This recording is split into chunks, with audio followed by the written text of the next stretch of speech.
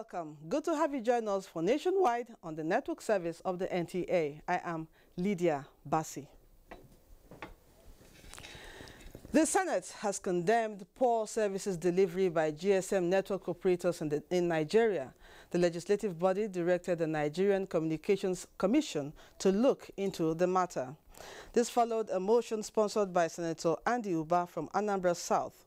He noted that all GSM operators in Nigeria have recently been exploiting customers through drop calls, pointing out that no operator has been sanctioned.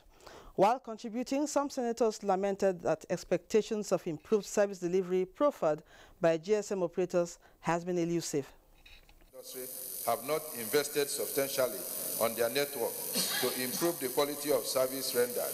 A clear case of investment not keeping pace with contemporary needs.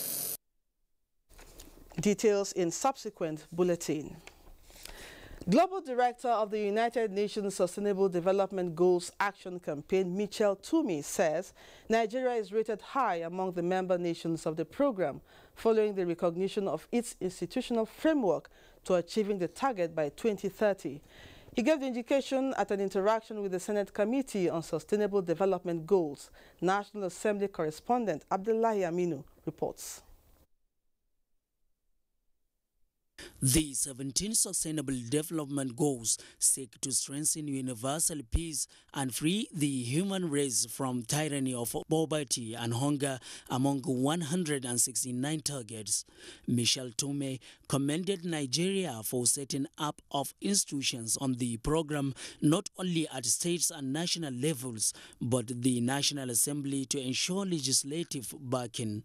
I think it's a very important moment to reflect on the interface between how societies and the environment can work and how that effort can be undertaken together. Chairman of the committee, Atai Doko, assured the director of the commitment of the legislature to ensure success of the United Nations transformative steps.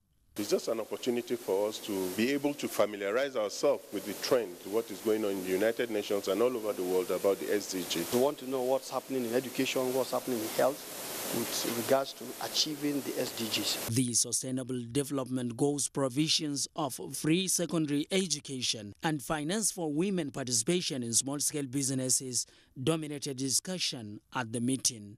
From the National Assembly, Abdullahi Aminu, NTA News. Meanwhile, the House of Representatives has passed for second reading a bill for an act to amend the Copyright Act of 2004. The bill, which has been passed for second reading, seeks holistic review of the act with emphasis on upward review of fines and penalties for construction of the act.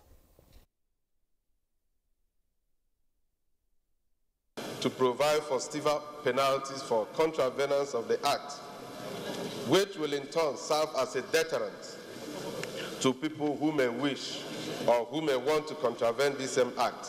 Mr. Speaker, distinguished colleagues, although Nigeria is the signatory to international conventions on copyright protection, those conventions are hardly enforceable because they have not been domesticated here in Nigeria. Kannywood is well known all over the world, and this forms part and parcel of our creative industry. And for us to continue to encourage our young men and women to go into this industry, there is a need to strengthen our copyright laws, especially the penalty. Wife of the President, Aisha Muhammadu Buhari, Tuesday morning returned to the country from the United Kingdom, where she visited her husband, President Muhammadu Buhari, who is on medical vacation. State House correspondent Aliyu Kabir reports that Mrs. Buhari explained that the president is recuperating very fast. The aircraft landed within Nnamdi Azikiwe International Airport, Abuja, at about 4:30 Tuesday morning.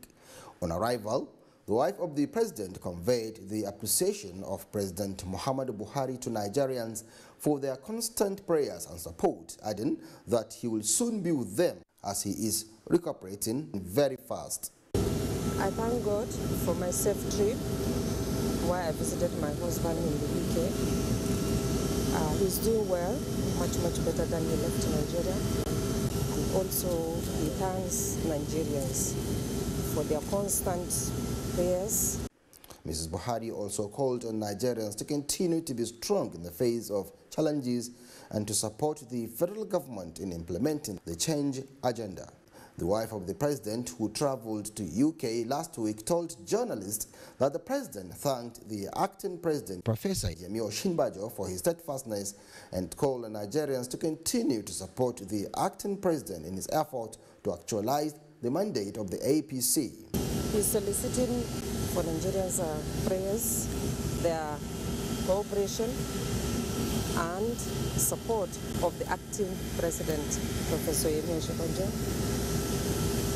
towards achieving the mandate of this administration. Mrs. Buhari was accompanied by her aides and other family members. From the Nnamdi Azikiwe International Airport, Abuja, Aliu Kabir, NTA News. As Nigeria moves towards agricultural development and food sufficiency, adequate storage facilities to minimize wastage is one of the keys to success. This is why the visit of the Minister of State for Agriculture, Senator Heineken Lokpobiri, to assess the proposed 100,000 metric ton silos project at Igbogene, Yenagoa is important and timely. The project has been under construction for several years. Bright Ebocho reports. The silos is one of several silos constructed as pilots across the country. When completed, it will aid in long-term storage of grains such as rice, beans, maize, soya beans, millet and wheat during the period of surplus. It was also conceived as a backup plan to preserve excess grains in anticipation of unseen disaster such as drought, bad harvest or flood. Minister of State for Agriculture, Senator Heineken Lokpobiri, was briefed by the Director Strategic Grain Reserve, Federal Ministry of Agriculture, Shehu Bello, who said the project, which commenced in 2009, has not progressed much. Post-harvest losses, account for over 50% of, what is produced, in this country. And we want to, as a government, try to see how we can reduce that, loss, to the barest minimum. The project manager, Uren Sterling Engineering Limited, Otun Abiodun, explained that work was stalled since 2012 because the soil required piling to hold up the proposed 100,000 metric ton silo. You have to be cost conscious and make sure that whatever you do, you are going to have value for the solution you have provided. We're told to hold on for a review of the design of the site. The instruction from them was what held the site in the position it is as of today. The Strategic Grains Reserve Silo project can contribute to a lasting solution to food crisis in the country. In Yenagoa, Bright Ebochu, NTA News. And in view of the contemporary climatic challenges and impact on agriculture and other sectors of the economy, the Nigeria Meteorological Agency, NIMET, is to increase the density of its operational stations across the country. This was by the Director General NIMET, Professor Sani Marshi, at a sensitization workshop for state meteorological inspectors and chief meteorological technologists in Abuja. Olajide Bello has that. We expect localized thunderstorms to prevail over the north, places like Maiduguri.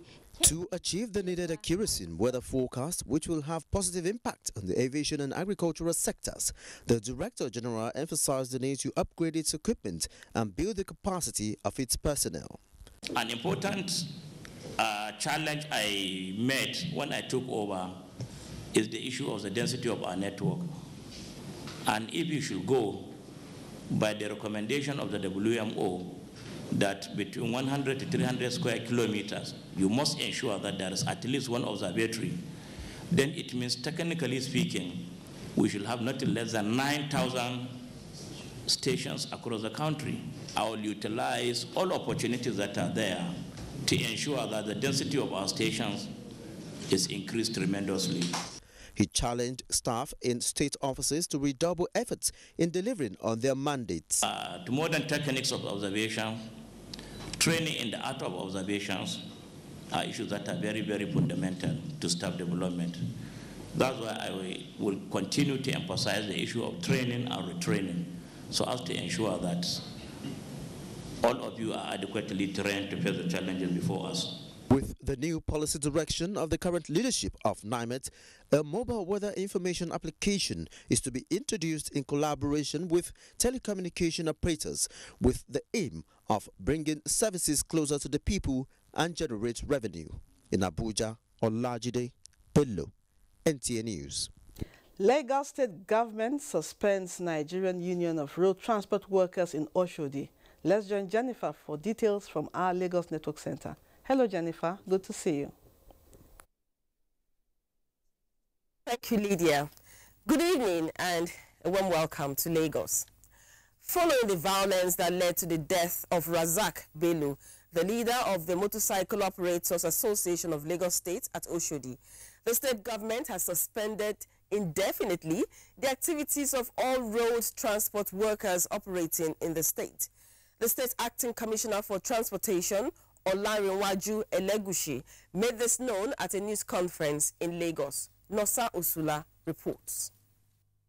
According to the acting commissioner, the suspension order was taken after due consultation with all the relevant stakeholders concerning the crisis, and that it would remain in force until peace and tranquility return to the area, adding that the lifting of the ban would only be based on appropriate security reports. All union activities in the 7 branches of NURTW affected by the crisis are suspended indefinitely. While this order lasts, there will be no collection of tickets, fees from promoters, buses operating in the area. Deputy Commissioner of Police in charge of operations in the state, Imohimi Edgar, confirmed that some arrests have been made following the crisis and that investigation is still ongoing in respect of the violence. I can only assure you that before the end of this week, by the grace of God, an interim report will be out by the state facts as we have gotten it during the period of the investigation. As part of the strategies to permanently address incessant crises arising from activities of transport unions in the state government revealed that it has already put in place the bus reform initiative, through which 5,000 air-conditioned and convenient buses would be injected into the transport sector, adding that the initiative would soon be launched. In Lagos, Nosa Usula, NTA News. Lagos State Governor Akinwumi Ambode and the Premier of Gauteng Province, South Africa, David Mukara, met in Lagos to kickstart provisional relationship between the two governments on issues of good governance, infrastructure, and industrialization. Nosa Usula again reports that after a brief meeting at the Lagos State House, Alausa, Ikeja, both leaders pledged to work for the benefit of their people.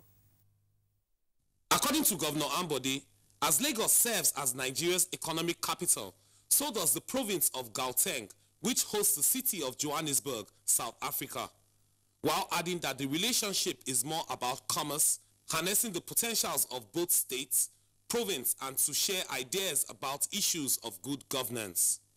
We believe strongly at this time that the kind of relationship that will come from the two sister cities will be of tremendous benefit to the two countries, considering the fact that we need to expand the economic frontiers of the two countries. Similarly, Makura said, more than ever before, African leaders must start realizing that the development of the continent will not be achieved at the African Union's headquarters in Addis Ababa, Ethiopia, but in state to state, province to province, city to city, and community to community relationships.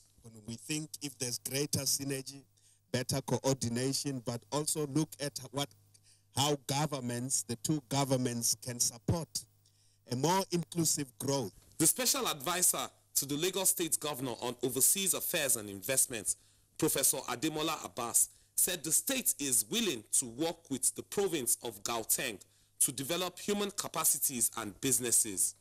In Lagos, Nosa Usula, NTA News. And to education. Determined to increase literacy level in the state government has embarked on a mass literacy campaign with a pledge to ensure that greater percentage of residents are educated. Nosa Osula reports that the state governor, Akinwumi Ambode, also established study centers for those in the informal sector. Governor Ambode said that the Adult Literacy Initiative, tagged Lagos is Learning, was launched by his administration in October last year. Ambode, who was represented by his special advisor on education, Obafela Bank Olemo, stated that 250 additional centers had recently been established across the state, adding that 10 of the centers were sited in Ugbogboo for the benefit of the residents. Our aim is to ensure that there are more self-reliant and active contributors to the economic well-being of the fifth largest economy in Nigeria, Lagos State. We have also established 250 new literacy centers to make the program more accessible to Lagosians. In January this year, 250 new adult facilitators were trained and they've been deployed across the state. The Permanent Secretary, Office of the Special Advisor on Education, Dr. Shamsuddin Allison, implored the local governments as well as local council development areas to embrace the program aimed at reducing illiteracy level in the state. You are all aware that the target to meet 95% literacy rate by the year 2019 has been set by the state government. This calls for aggressive campaign for mass literacy in all our communities. The Lagos State government also reiterated its commitment to increase the literacy level from 85 to 95% by 2019. In Lagos, Nosa Osula, NTA News. This is still Nationwide news from the Lagos Network Center. It's back to Lydia in Abuja for more on Nationwide news. Lydia, over to you. Thank you, Jennifer. Corruption has been dealt a huge blow as it is being tackled by the Buhari administration. Guests on NTA's Good Morning Nigeria program say corruption has not only become unattractive, but is now despised by most Nigerians, 2 years after the administration began its head-on fight against the menace. Joy Uzo reports. The Buhari administration, since assumption, has been adopting different approach to nip in the bud the issue of corruption, which is believed to be a major obstacle to Nigeria's growth. Analyzing the impact of the crusade so far, the Minister of Justice and Attorney General of the Federation, Abubakar Malami, says establishing a consensus among the three arms of government in strengthening strategies adopted to fight corruption is key to sustaining the gains so far achieved. Human element as it relates to delays has indeed substantially been eliminated. I think of recent we have seen cases that were presented before the court and concluded within the shortest practicable time of 6 months, which is the first time. Chairman of the Presidential Advisory Committee on Corruption, Professor Itse Sege, says the success would have been more if other arms of government have been more committed. Talking of cases that two subsidy cases, petroleum subsidy cases, have been concluded successfully, and the people involved sentenced to imprisonment. There's a case of a governor who has also been convicted for fraud whilst he was in office, and there is another case in which a former minister who appeared before the Code of Conduct Tribunal has had his property permanently forfeited. Former Director General, Intergovernmental Action Group Against Money Laundering and Terrorism Financing in West Africa, JIABA, Professor Abdullahi Shehu, advised that more should be done in putting together watertight charges for prosecution of corruption cases. Corruption has become systemic, so fighting it must be systemic. There are three main anti-corruption bodies in Nigeria: the Code of Conduct Bureau, the ICPC, and the EFCC. We have not seen significant changes that will give impression that yes, actually we mean change. The general consensus was that the fight against corruption is succeeding, but more needs to be done to achieve the desired results. In Abuja, Joy Uzo, NTA News. Towards promoting patriotism and engendering a sound footing on national issues among children, the second edition of the National Assembly Quiz on the Legislative and Democracy has held in Abuja. Dennis Adegunloye reports that the competition's preliminary rounds were held in 8 school centers in the Federal Capital Territory. Who assents to the appropriation bill of the federal government of Nigeria? Pupils from 80 government secondary schools participated in the competition designed to broaden their knowledge and give them a sense of inclusion. Consequently, questions focused on Nigeria's history, the constitution, the democratic journey so far, the 3 arms of government, and the workings of the legislature. When was the 2017 federal government appropriation bill laid before the National Assembly? December 14, 2016. The 2017 federal government budget is called Budget of Economic Growth and Development. Improving the abilities of students and letting students know more about the Nigerian legislature. It's not listening them on television, but actually knowing how they function, the activities, knowing what your lawmakers do. If we grow up and we want to join in politics or become legislators, we already have a foundation. When they grow up, they will not become accidental politicians. Winners from the 8 centers will compete at the National Assembly final round, with the eventual victors having an exclusive interaction with the Speaker, House of Representatives. In Abuja, Dennis Adegunloye, NTA News. Kaduna Network Center is next on our lineup, and Abdullahi brings us details of the Defense Minister's charge to graduating cadets at Infantry Center and other stories making the rounds from that zone. Over to you. Good day, Lydia, and thanks for joining us in Kaduna. 4 decades since the creation of the National Youth Service Scheme in Nigeria, successes achieved in national integration and patriotism justifies its introduction, with government of Sierra Leone sending a team to Nigeria to understudy its operations for replication in the neighboring West African country. Suleiman Abdullahi Hirgachukun has details. The Presidential Advisor on National Youth Service and Chief Executive of the scheme in Sierra Leone, Dr. Sheku Kamara, arrived at the Permanent Orientation Camp, Kaduna, alongside officials of the government of Sierra Leone for a study tour of facilities and operations of the system in Nigeria. The team was taken around the camp's clinic, hostels, exhibition of skills acquisition by corps members, paramilitary training of the corps members, which involves obstacle crossing, a spectacular parade, among others. What we saw has exceeded our expectations. Of course, a testimony from the Presidential Advisor on Youth from Sierra Leone that the Nigeria's NYSC is great. The new things we've learned are very amazing. The incorporation of social, I would say, differences into even the structure, separating, hostels by gender, that's normal, but also making provisions for religious differences and so on and so forth. The coordinator of the NYSC, Kaduna State, Balama Bello Birniwa, said the scheme has plans to improve its operations. We keep it up, it's not a one-man show. It's a collective responsibility. He has also noted that the federal contribution is there, the state government contribution is there, the local government contribution is there, stakeholders. The team was treated to a thrilling performance by the cultural troupe of the state NYSC. Kaduna, I am Suleiman Abdullahi Rigachiku, NTA News. On defense matters now, Commandant, Armed Forces Commandant Staff College Jaji, Air Vice Marshal Suleiman Abubakar Dambo, has charged graduating students of the Junior Course 83 to continue to acquaint themselves with modern warfare techniques and put to practice what they have learned in defense of the nation. He gave the charge at the closing of a one-week demonstration exercise tagged Exercise Ubiakising in Jaji, Kaduna. Hassan Lal Shatima has details.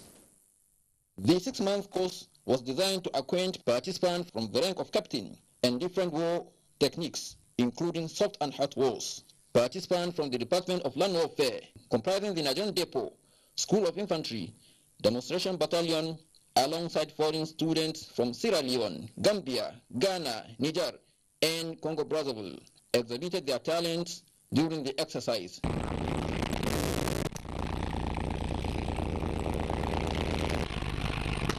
The Commandant, Air Vice Marshal Suleiman Dambo, urged the graduating students to be always proactive and apply the techniques learned in their areas of assignment. This exercise is because all over the world, training is the bedrock of any military. We conduct exercises of this nature in order to build the capacity of the students so that they can be confident in the battlefield. The Junior Course 83 is the first which prepares officers to be confirmed at grade 3 level officers in the Army. In Kaduna, I am Hassan Shattima, NTA News. Still on defense matters, the Air Officer Command and Training Command, Air Vice Marshal Christopher Okoye, has inaugurated a special training program designed to develop capacity for Air Force protection in a complex environment. Austin Abe reports that the training is in collaboration with the Nigerian Air Force and that of the British Air Force. News. The Chief of Air Staff, since assumption of office, is investing huge resources in procuring air assets and upgrading NAV bases across the country. This development requires accelerating the training of personnel to man these assets and facilities, necessitating the training of these 300 Air Force personnel. Inaugurating a training, the Air Officer Commanding Training Command of the Nigerian Air Force, Air Vice Marshal Christopher Okoye, commended President Muhammad Buhari's administration for all the support being given to the Air Force, urging participants to open themselves to learning as the future of the Air Force depends on them. As pioneers of this course, we will be required to gain the necessary skill and knowledge to enable you quickly assume the development of personnel required to boost manpower of the regiment specialty. He said the training will help officers of the Air Force to be more proactive and responsive to their environment. You recall in December 2013, our base in Maiduguri was bombarded. That gave rise to the development of a capable and virile regiment. That is the answer for that problem. Leader of the training team from BIMAT, United Kingdom, Wing Commander John Rees, says they will develop a robust pool of regiment personnel for the Nigerian Air Force within the shortest possible time. We're trying to produce a bespoke force for a bespoke task in training the Nigerian Air Force Regiment to be an AirFP exponent. The training will last for 6 weeks. In Kaduna, Austin Anyebe, NTA News. And that report ends the news from here. It's back to Lydia, who has more stories on Nationwide. Lydia, over to you now. Thank you, Abdullahi. You can watch this news live online via the NTA mobile app, which you can download on your Android device at the Google Play Store or at the Apple Store if you use devices with iOS. It's time to pause for some messages. Nationwide returns shortly. Don't go away. Change does not just happen. You and I and all of us must appreciate that we all have our part to play if we want to bring change about. We must change our lawless habits, our attitude to public office, and public trust. We must change our unruly behavior in schools, hospitals, marketplaces, motor parks, on the roads, in homes and offices. To bring about change, we must change ourselves by being law-abiding citizens.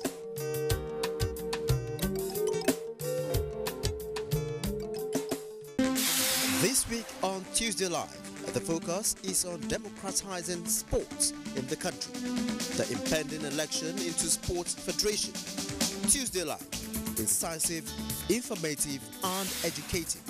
Join us. Hi, my name is Shego Arinde, and Nigeria is my country. A country of 180 million hard-working people.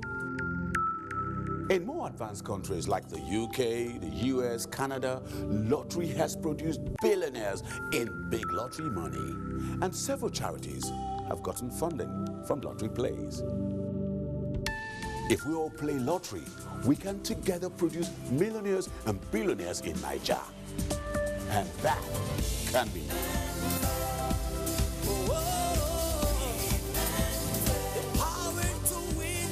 With give and take, everyone who plays with little has equal opportunity of winning big money. Give and take. Win big, live your dreams.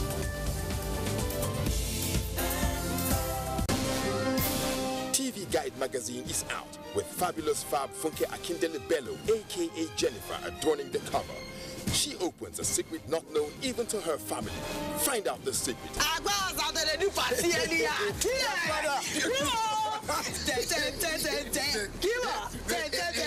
NTA turns 40 this year. The challenges, the emerging trends in broadcasting, and the way forward. Weekend Dealer 2. Meet the team behind the biggest deal on NTA. Is food still the way to a man's heart? If not, what else? This edition is hot and juicy. Meet your star faces on screen. Entertainment, fashion, young minds, social media, and great personality. This is idiosyncratic and heterodox. Yes, Professor John Bull is on the radar. Find out what makes this program the rave of the moment on NTA Network. And for the Prof, over and out. TV Guide. Ask your vendors or book your copy at every NTA station nationwide. TV Guide. Still your indispensable companion.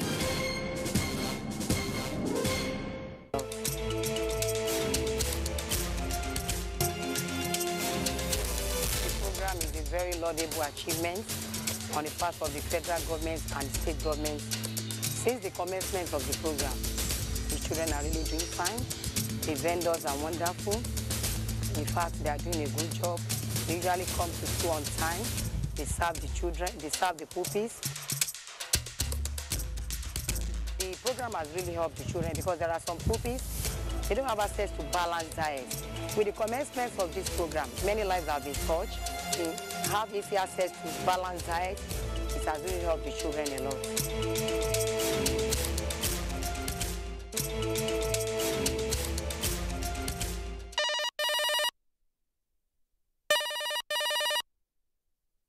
Imagine being without your phone for 2 weeks. Imagine being without your car for 2 weeks.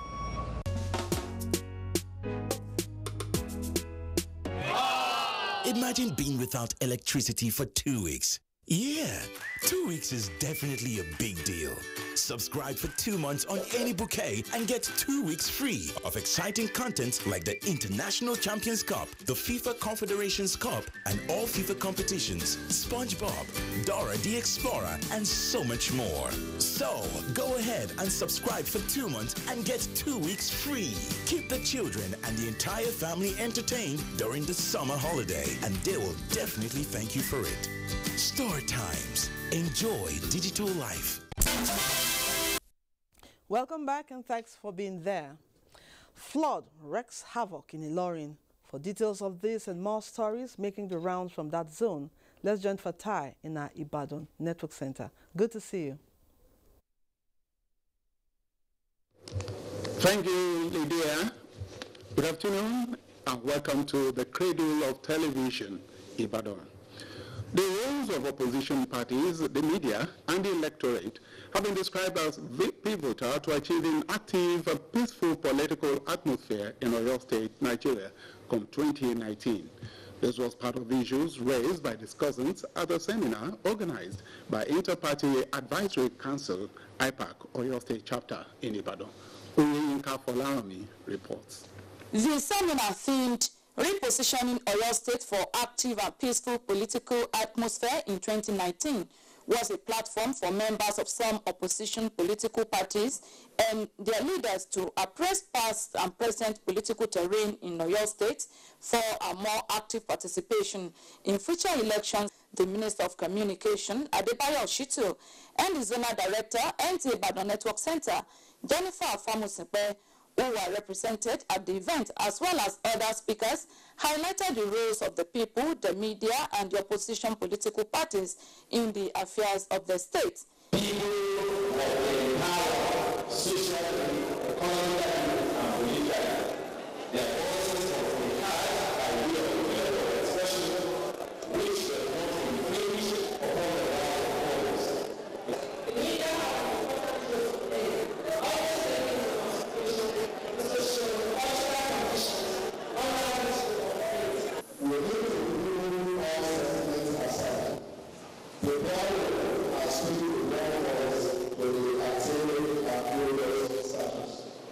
participants called on ruling political party to be tolerant of the opposition and rule the state as a common project in Ibadan. NTA News. Kwara State government is taking steps to relieve the suffering of flood victims in some parts of the state capital who lost property in goods worth millions of naira. Abdul Wahid Bibire reports. The affected areas include Kuntu, Adabata, Ojatuntun, Oloje, and Alagbado, all in Ilorin, the Kwara State capital. Leading the delegation from National Emergency Management Agency, NEMA, the zonal coordinator of Kwara and Kogi State, Slaku Lugard, said the extent of the damage caused by the flooding can be checked if government and the citizens take proactive steps. The main bridge is still there inside the water. It means this thing has been eating up the edges for some time and nobody has looked at it. Also speaking, the special advisor to the state government on emergency and relief services, Diro Mohammed, said government will urgently intervene on the affected areas. His Excellency was here and ordered the Minister of Works to do something on this bridge on time. They should start immediately. The victims are still counting their losses, particularly market women whose goods were washed away by the flood. Abdul Wahid Bibire, NTA News. Corps members have been employed to cultivate diligence and acceptable behavioral values to enable them contribute meaningfully to national development. The Director General of NYSC, Brigadier General Suleiman Kazaure, gave the advice while visiting the 2017 Batch A Corps members at the Oyo State Permanent Orientation Camp in the same. Lanre Bulei has details. That's the 2,231 2017 Batch A Corps members welcoming the Director General of the NYSC, Brigadier General Suleiman Kazaure, to the same camp in Oyo State. The DG, while responding, congratulated the Corps members of the rare privilege of being called to serve one's country. He reminded them that they are the future of the country, and this is why they should be diligent, inculcate the entrepreneurial skills being taught at the camp, and be the vanguard in the crusade against corruption. They are the future leaders. We depend on them for our dream nation. So we want to inspire them. They should try as much as possible to kick away corruption at all levels so that our country can progress. Earlier, the state coordinator, NYSC Oyo State, Mrs. Ifelma Anidobi, remarked on the determination of the Corps in inculcating entrepreneurial skills in the Corps members. Other highlights are cultural displays and martial arts by the Corps members.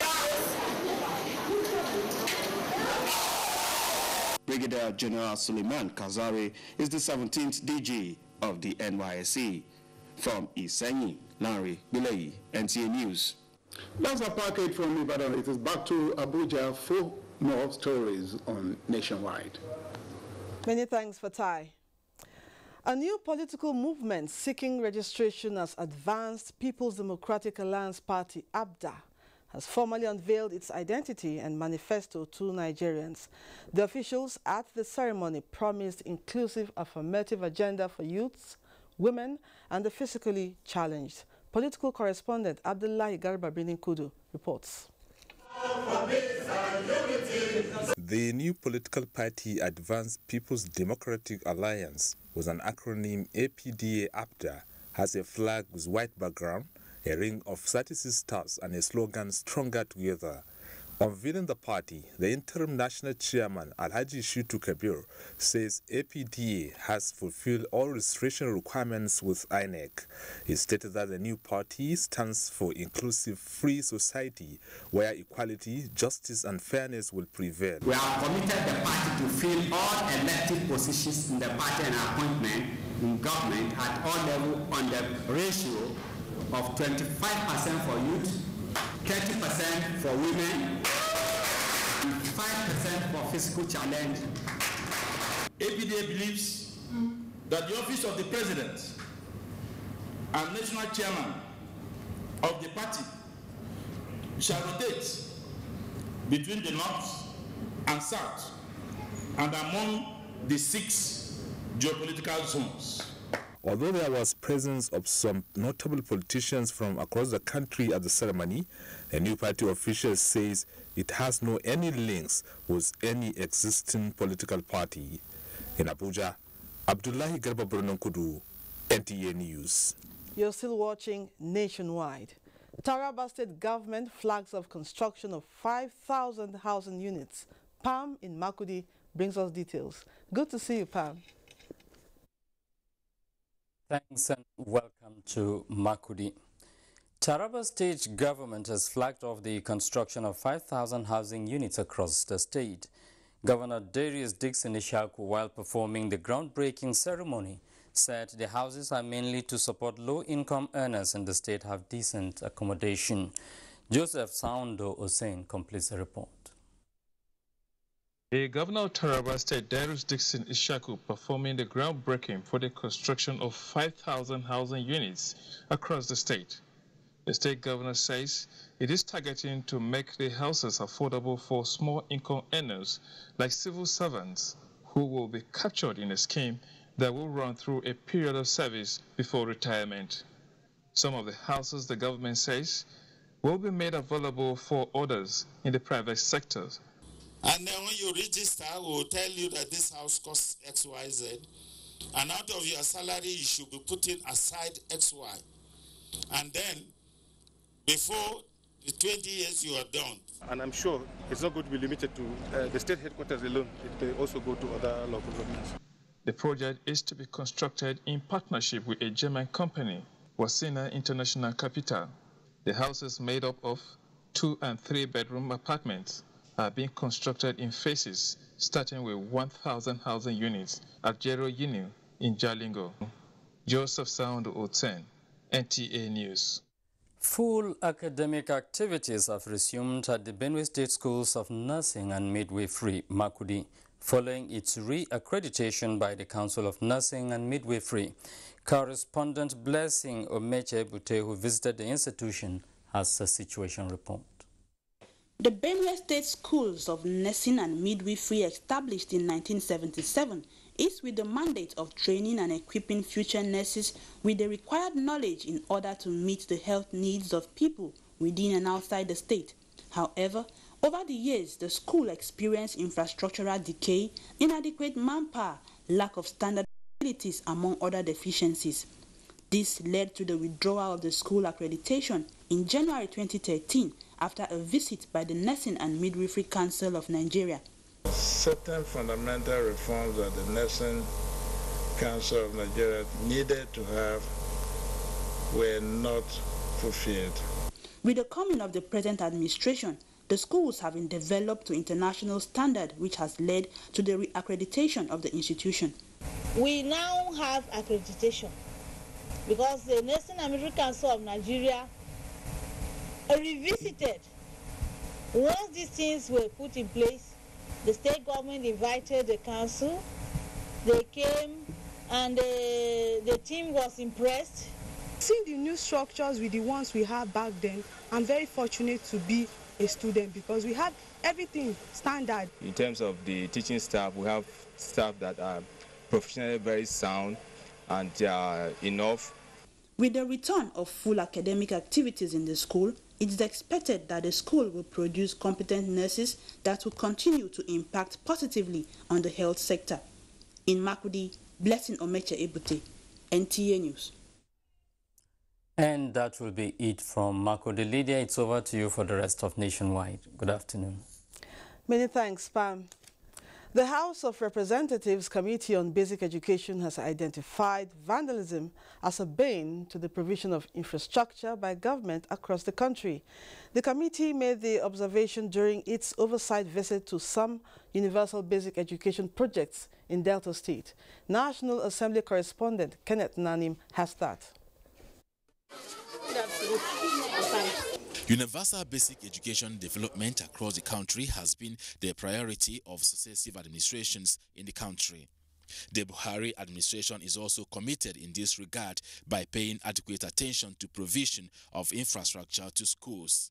Available records from the Universal Basic Education Commission reveals that Delta State has accessed over 8.2 billion naira from the Consolidated Revenue Fund between 2005 and 2015. Armed with this and other relevant information, the committee swung into action, evaluating the various projects scattered across the local government councils of the state to ascertain if matching grants released commensurate with the projects executed. The committee observed lack of electricity, security, and recreational facilities for extracurricular activities in the schools inspected. Destruction of motorized borehole facilities is also a common factor in most of the schools. They wanted to remove the SIMO, but they didn't succeed. So, after the thing was already put in order the second time, before we came, we knew it about 2 weeks after the repair, they vandalized it again. What is the general assessment of the committee in all of these? Part of the thing we're taking back is to say that, okay, maybe we'll revert to the manual boreholes so that students can even have fun pressing them to take water from them. We felt that if you put a borehole with this generator that will use diesel or petrol, the teachers may not have money to be fueling them. So we now said, let's go in for solar-powered system. So, but unfortunately, people are just going around vandalizing them. The committee advocated a more robust collaboration between SUBEB and the local government councils in safeguarding the universal basic education projects across the country. From Delta State, Kenneth Nanim, NTA News. The cleaning up of Ogoni land, restoration of Lake Chad, and the need to strengthen efforts on climate change took center stage as Nigeria joined the rest of the world for the 2017 Environment Day. Mayor Ogidi reports that the theme of the 2017 World Environmental Day is connecting people to nature. The United Nations Environment Programme UNEP report of 2015 shows that Nigeria records over 600 oil spill on yearly basis, 0.6 kilometers of land lost to desertification each year, while over 70% of forest disappeared due to logging and bush burning. These statistics are quite frightening, so the federal government of Nigeria in 2015 came up with measures to mitigate the rising tide with the cleaning up of the Ogoni land, the restoration of the Lake Chad, engaging international bodies on climate change issues, and strengthening agencies under the Ministry of Environment to check proper waste management and encourage neighborhood cleanups.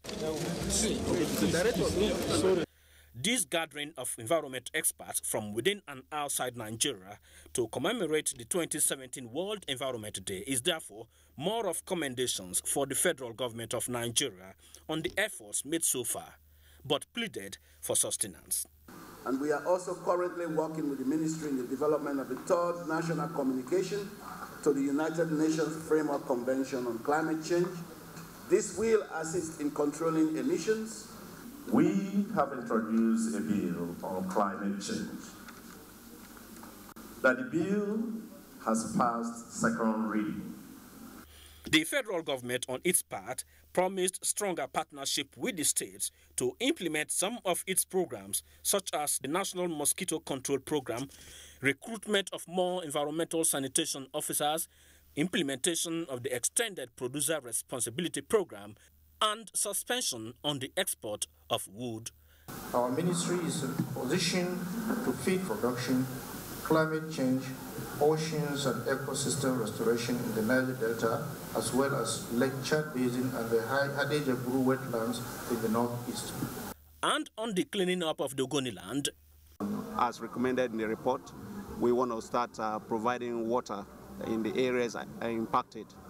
We have also gone ahead now to interact with the artisanal refiners, and we have an understanding that they need to stop artisanal refining for this project to proceed. Still on the 2017 World Environment Day, on 3rd of June 2017, the Minister of State for Environment led others on a road walk from the Julius Berger area of the Federal Capital Territory down to the Wuse Market, where they sensitized members of the public on the need to keep the environment clean.